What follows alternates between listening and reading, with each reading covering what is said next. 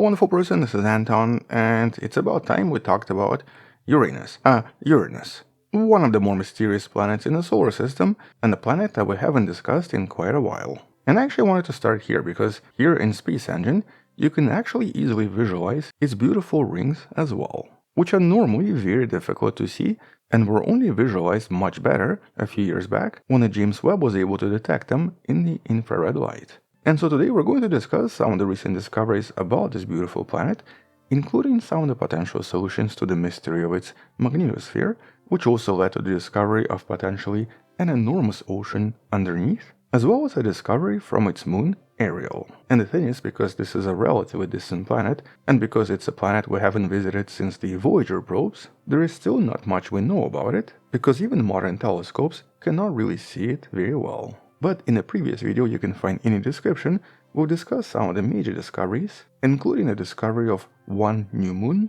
the confirmation of infrared aurora that seem to be present in its atmosphere, and new insights into its magnetic field as well. And intriguingly, it was really the aurora in this case that allowed scientists to discover something entirely different about Uranus in one of the recent studies. This was a study you see right here and you can find in the description, but in essence it's a measurement of Uranus's rotation.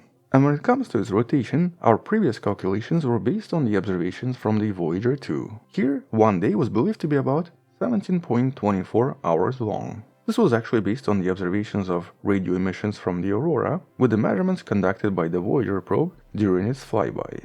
But using Hubble Space Telescope, it now became possible to also observe the ultraviolet aurora, which allowed for a much more precise calculation of the rotation period.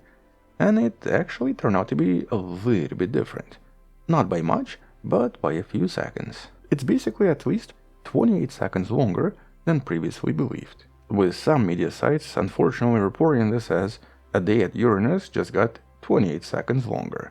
That's not what happened, of course, but nice try, I guess. Nevertheless, here this new technique allows the scientists to now accurately measure rotation of distant planets, which can also possibly be applied to many different brown dwarfs and gas giants in other star systems as well. Although in this case this was based on approximately 1 decade of observations, so this is not something that can be done pretty quickly. But a much more interesting discovery is actually in regards to its magnetosphere and some of the explanations based on new modeling. And this is of course all based on that really old mystery.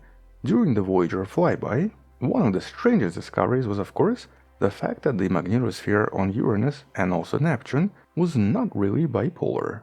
As in compared to Earth, Jupiter and Saturn, where the magnetosphere is dipolar, meaning that they have north and south poles, here both Uranus and Neptune were discovered to have a strange maze of different poles and didn't seem to contain north or south, instead containing a strange set of lines that seem to be all over the place. Here's one of the more accurate illustrations showing us what this looks like. And for many years it was unknown exactly why this is so, but eventually scientists realized that it's most likely because, unlike Earth where the magnetosphere is generated inside the metallic core, in Uranus and Neptune it seems to be generated by the mantle. And its mantle is made out of different stuff. It's not made out of rocky stuff like on Earth, and is instead potentially contains things like methane, water, and ammonia.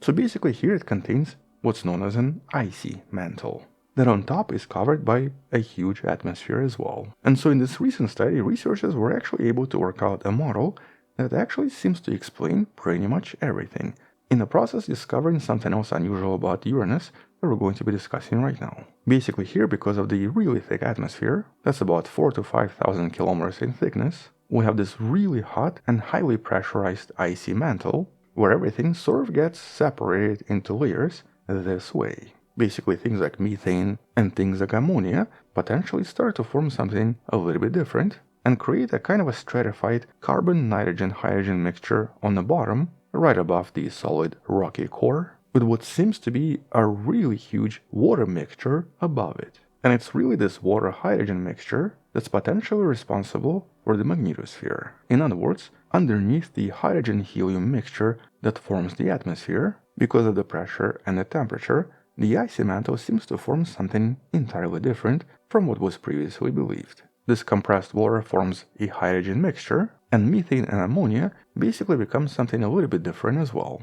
And in some sense, this unusual stratification is kind of similar to what happens when you mix oil and water. They basically form two separate layers. Now here we don't really know how many layers form, but because of this unusual separation into oxygen range layer and carbon-nitrogen layer, this would very likely now create convection. And in this case, it's the convection inside this water-hydrogen layer. And because this water is essentially ionic in nature or contains charge, this convection then creates magnetosphere. Whereas the carbon, nitrogen, and hydrogen layer below it do not seem to produce any magnetism and stay more or less insulated, with all of this basically being the result of extreme heat and extreme pressure. And because this water-rich layer seems to be at least 7,000 to 8,000 kilometers in thickness, it results in a huge convection layer and thus produces relatively powerful fields, but also fields that are somewhat hectic and possess multiple poles as opposed to just one, which to some extent explains the observations from the Voyager probes. And naturally, if this is correct, it does present the slightly different view of what seems to be happening inside these unusual giants. And so basically here, both Uranus and Neptune seem to contain a somewhat small rocky core. For Uranus, this is just a little bit smaller than Mars. For Neptune, it's somewhat similar to Mars, followed by a stratified insulating layer containing carbon, nitrogen, and hydrogen mixture, and then an enormous ocean, possibly some of the largest oceans in the entire solar system, 7,000 to 8,000 kilometers deep, containing charge and moving around, which results in an electric current that then produces the magnetosphere. And intriguingly, some of the previous studies, usually focusing on exoplanets and planets we refer to as mini-Neptunes, tried to explain some of them as potential humongous ocean worlds containing superheated ionic water that would not be so different from this. And so in some sense, the simulations and the modeling from this study kind of actually connects to these studies as well. And for all we know, maybe this is indeed what happens inside various Neptune-like planets, and these enormous ocean worlds seem to be pretty common. Although without actual experimental evidence, or without probing Uranus, we're naturally not going to know if this is actually correct. Nevertheless, a cool proposition, and definitely an intriguing explanation. You can learn more about this in a study by Burkhard Militzer that you can find in the description. But intriguingly, even without probes, the studies about Uranus and Neptune seem to still be possible based on observations from, for example, Hubble. And specifically because Hubble Space Telescope has actually been taking pictures of both planets for practically 2 decades. And we now have at least one study focusing on changes in the atmosphere based on dramatic shifts and changes along the poles and along the equator. Now in this case, because the atmosphere on top is mostly hydrogen and helium, the actual observable differences can only be seen through trace elements such as ammonia, water, and methane. As mentioned before, these are mostly underneath, but since they also mix with the atmosphere occasionally, we do see some small amounts here and there. And it's actually methane in this case that gives both Uranus and Neptune its somewhat unusual cyan color. This is because methane absorbs red colors, but not green and blue. And so here, by observing Uranus for 20 years, and specifically focusing on the 4 years you see right here, scientists discovered something that seems to happen on Uranus that does not happen on other gas giants. Here they actually compare this to Saturn and Jupiter, where we know mostly everything seems to be equally mixed, and even trace elements are usually equally distributed. But strangely enough, this doesn't seem to be the case on Uranus. For some unusual reason, methane seems to be completely depleted near the poles, and this depletion stayed relatively constant over the past 2 decades. And so even though at first it was believed to be maybe some kind of a seasonal change or climatic change, this doesn't seem to be the case. Here the poles seem to have no methane. And on top of this, even the hazy aerosol structure changed in the last 2 decades as well. And this is because right now it's going through seasonal changes. 1 year on Uranus is 84 Earth years. And so these 20 years basically just show us 1 season. And specifically this is only showing us the northern spring. And since Uranus is also a tilted planet where it essentially orbits basically on its side, here the change is actually quite extreme. The sun moves from shining directly over Uranus' equator to basically shining over its north pole that it's going to start doing in 2030, which scientists are super curious to observe because this will probably lead to some dramatic shifts. And because Uranus is the only planet that orbits on its side, it's quite likely that the seasonal changes here are going to be entirely different from Neptune. And so here we have observational evidence that solar radiation seems to change the presence of aerosols in the atmosphere of Uranus, with the North Polar region brightening in these 2 decades, essentially suggesting that for some reason these hazes seem to grow larger as the atmosphere on Uranus warms up. And though previously Uranus was more or less featureless, it now seems to contain a lot more banded layers, especially close to the equator. But obviously, since the seasonal changes here are going to be really slow, here it will take us a very long time to understand what's happening, because we really just have these 20 years of observations. And so unless there is some kind of a probe in the future, or unless we literally stare at this object for the next 64 years, at least for now, when it comes to its atmosphere, everything else is just going to be a mystery. But since we're talking about Uranus, let's discuss one of its moons as well. And here it was very difficult to avoid any more butt jokes, because a lot of things that were mentioned in this particular study were almost begging to be made into a joke. But yeah, it's about spreading centers, from locations such as Brownie Chasm, or technically Chasmata because it's a little bit smaller.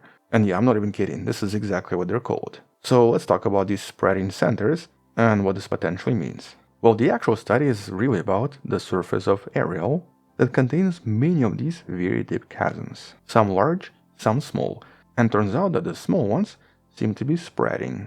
Actually, one of the more recent discoveries, and one of the more unusual discoveries, found that many of these grooves also contained a lot of pristine new material, things like carbon dioxide and carbon monoxide, but all deposited relatively recently. And a lot of these carbon deposits were actually believed to potentially come from within, implying that either there is some kind of a bizarre chemical reaction happening somewhere inside the moon, or more likely, since these spreading grooves resemble something that happens inside oceanic crust on Earth, this could only be explained by several potential scenarios.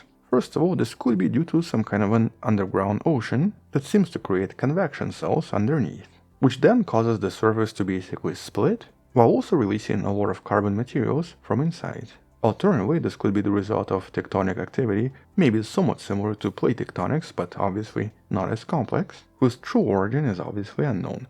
Now, it could be the result of the interaction with neighboring moons, but it could also be the result of something entirely different. Either way, because these features seem to show signs of spreading and growing, this is definitely a really exciting discovery, and once again suggests we should definitely send a probe to Uranus, possibly focusing on its moons, because right now they do have a really high chance to contain something super exciting inside. You can learn about these discoveries in a study by Chloe Bedingfield and her team on Ariel's spreading centers. Yeah, I'm not even trying at this point, these jokes write themselves. And honestly, it's actually kind of surprising that none of the space agencies so far proposed any mission to either Uranus or Neptune for the next few years, because both of these objects haven't been explored since the mid-80s, and both of these objects are super mysterious and are potentially really exciting. Being able to discover what's actually hiding on one of these moons, and possibly learning more about these Neptune worlds, will actually teach us about so many other exoplanets, because so far, as mentioned in previous videos, most of the exoplanets discovered seem to be super similar to one of these. They're normally much smaller in size, but in terms of composition and structure, they're very likely extremely similar. And so hopefully in the next few years, someone makes one of these missions happen. But until future discoveries or until something else, that's all I wanted to mention.